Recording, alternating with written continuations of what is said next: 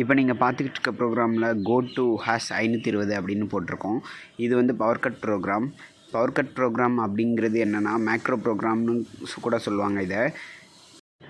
இப்போ ஒரு ப்ரோக்ராமில் பார்த்திங்கன்னா மொத்தம் ஒரு 10 டூல் 20 டூல் அந்த மாதிரியெல்லாம் ஓடுற மாதிரி இருக்குது அப்படின்னா அதில் வந்து ஒவ்வொரு பிளாக்காக கொடுத்துருப்பாங்க. ஒவ்வொரு டூலுக்கும் ஒவ்வொரு பிளாக்காக கொடுத்துருப்பாங்க. இப்போ அந்த மாதிரி ஒவ்வொரு பிளாக்கும் பார்த்திங்கன்னா ஹேஷ் 520 அப்படின்னு போட்டு =1 ஹேஷ் 520 =2 அப்படின்னு போட்டு அந்தந்த பிளாக்கு கம்ப்ளீட் ஆகிற இடத்துல வந்து இந்த மாதிரி வேல்யூ கொடுத்துருப்பாங்க. அதாவது இந்த பிளாக் வந்து கம்ப்ளீட் ஆகிற டைமில் ஹேஷ் 520 =3 அப்படின்னு கொடுத்துருக்காங்க. அப்படின்னா 2 பிளாக் முடிஞ்சு இப்போ 3வது பிளாக் போக போகுது அப்படின்றதுக்காக இது எதுக்குன்னா, இப்போ ஒவ்வொரு பிளாக்கு இதை படிக்கும்போது மெமரியில் வந்து இது வந்து ஸ்டோர் ஆகிக்கிட்டே இருக்கும்.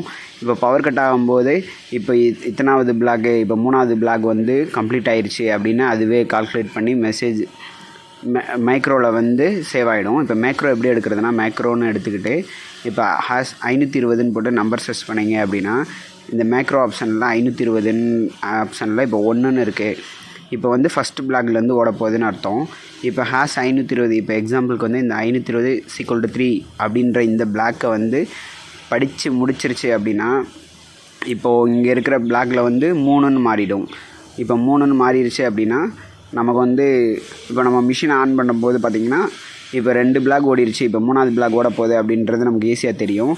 இப்போது இந்த ஒரு லைன் தான் மெமரிஸ் வந்து மிஷினில் வந்து மெமரி வந்து சேவ் பண்ணிக்கிட்டே வரும். ஒவ்வொரு பிளாக்கு எண்டில் வந்து அந்த பிளாக் வந்து கம்ப்ளீட் ஆகிடுச்சு அப்படின்னா இதில் வந்து ஒவ்வொரு நம்பராக ஆட் ஆகிக்கிட்டே வரும். இந்த 520ன்ற நம்பரில் வந்து ஒவ்வொரு நம்பராக ஆட் ஆகிக்கிட்டே வரும்.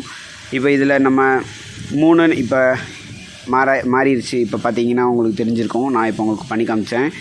அந்த ஒரு லைனை படித்து இப்போ நம்ம ரீசெட் பண்ணிவிட்டு இப்போ ஆன் பண்ணால் கூட இது வந்து மேக்ரோவில் 3ன்னு இருந்துச்சுன்னா ஃபஸ்ட்லேருந்து போகாது.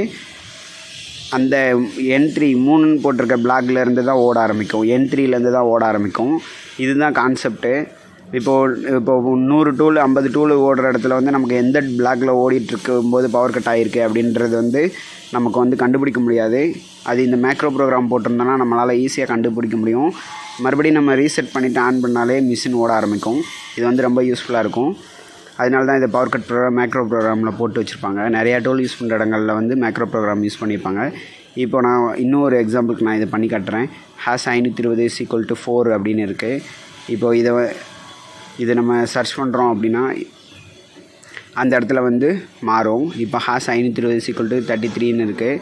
இது வந்து அந்தந்த பிளாக்கை படிக்கும்போது பார்த்திங்கன்னா அடுத்தடுத்த லைனில் இருக்குது. இப்போ ஹேஷ் 520 =44 அப்படின்னு இருக்குது. அப்படின்னா இதை படித்து முடித்த உடனே 44வது பிளாக்கு படிக்க போகுதுன்னு அர்த்தம். இப்போ நான் சும்மா எக்ஸாம்பிளுக்கு நான் இந்த இதை வந்து ஒரே ஒரு சிங்கிள் பிளாக்கில் வச்சு இந்த ஒரு லைனை மட்டும் ஆன் பண்ணி காட்டுறேன் பாருங்கள். இப்போ ஒரு லைனை மட்டும் படிச்சிருச்சு. இப்போது மேக்ரோவில் பார்த்திங்கன்னா 44ன்னு மாறி இருக்கும். இவ்வளோ தாங்க கான்செப்ட்டு. இந்த வீடியோ வந்து கண்டிப்பாக உங்களுக்கு புரிஞ்சிருக்கும்னு நினைக்கிறேன். இதே மாதிரி தொடர்ந்து வீடியோக்கள் பார்க்குறதுக்கு நம்ம சேனலை சப்ஸ்கிரைப் பண்ணி வச்சுக்கோங்க. தேங்க்ஸ் ஃபார் வாட்சிங். இப்போ M30 படித்ததுக்கப்புறம் இந்த பிளாக் வந்து கம்ப்ளீட் ஆகிடும் ப்ரோக்ராம். M30 படிச்சிருச்சு அப்படின்னா இந்த ப்ரோக்ராம் வந்து கம்ப்ளீட் ஆகிடும். இப்போ M30 படித்தாச்சு, இந்த ப்ரோக்ராம் கம்ப்ளீட் ஆகிடும். அது வந்து ஃபஸ்ட்லேருந்து ஓட ஆரம்பிச்சிடும். மேக்ரோவில் 1ன்னு மாறிடும். ஓகே.